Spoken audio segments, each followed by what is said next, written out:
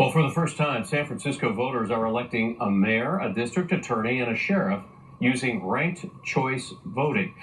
Election officials say confusion over ranked choice and the sheer number of candidates for mayor could keep voter turnout low. They say probably less than 50%.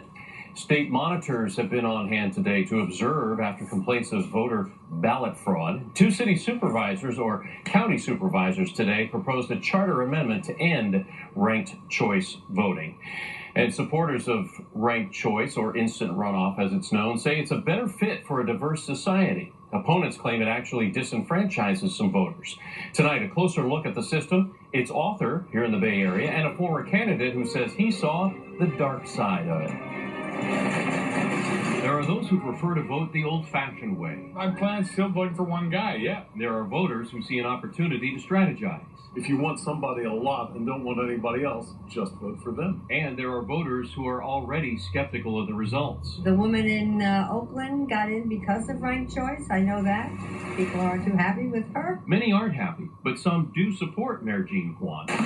Amid plenty of skepticism and confusion, there are three major complaints about ranked choice voting. The first, as described by San Francisco Supervisor Sean Ellsberg. You've got to be one of the most astute political observers to tell me the differences between all 16. I think ranked choice voting has allowed these candidates to play to the center, to play to a point where they don't want to distinguish themselves too much because they're all chasing that other candidate's second choice votes or third choice votes. Does it push candidates towards the middle? Probably does. It doesn't strike me that that's the worst thing in the world right now, given the polarization we have in American politics and the problems of getting things done. It pushes candidates towards the middle, towards compromise. The second complaint, no one really wins. I can guarantee you the next mayor of San Francisco will be elected with less than a majority of the votes cast.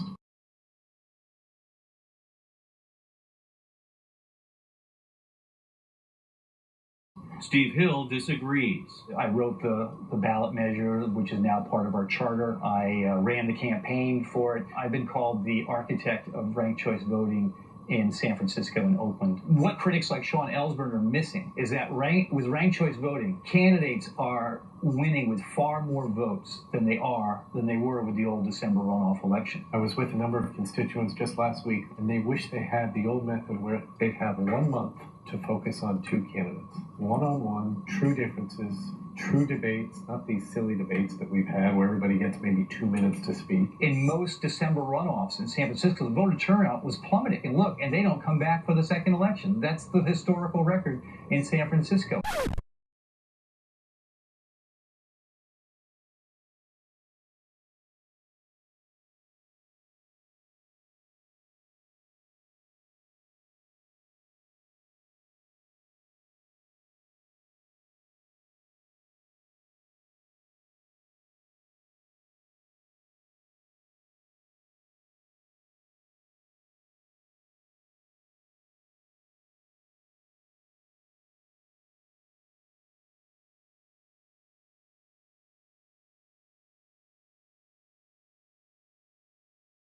And finally, the fear that clever gamesmanship can manipulate the system to pick a winner. Joe Tuman took a break as CBS 5's political analyst to run for mayor of Oakland. He came in fourth. But the reality is she was not everybody's first place choice. She was first place picked by a little more than a quarter of the voters because of a side arrangement that she made with Rebecca Kaplan, who ended up finishing in third place. A fair number of Rebecca's votes, second place votes, transferred to Jean, giving her enough of a margin, a slim one, but enough of a margin to beat the front runner, who is Don Parada. I can speak to this as well because then council member Quan, candidate Quan, approached me, then candidate Joe Tuman, and said, "Are you open to making an arrangement with me?" And I said, "What's the arrangement?" And she said, "Well, I'm going to give Rebecca my number 2, but I'll tell my voters to give you the number 3 if you give me your number 2. So like we're switching these things off." So I said, "No, I don't want to do that." And she said, "Because you think you can't win with it?" And I said, "No, because I think it's wrong." And she said, "What do you mean?" And I said, "Well, I don't think that I own my voters, and I can't trade them around like there's some possession that I have, and I frankly would like them to decide for themselves what they want to do." Fast forward to a mayor facing serious challenges and a possible recall vote. Some of the vigor with which they attack her comes from the fact that most people for whom she was just a second or maybe a distant third place choice now say, "You know, you're not really the person I wanted." We should point out that Joe Tuman is once again our paid political analyst. Now, we heard back from Mayor Kwan's staff this afternoon.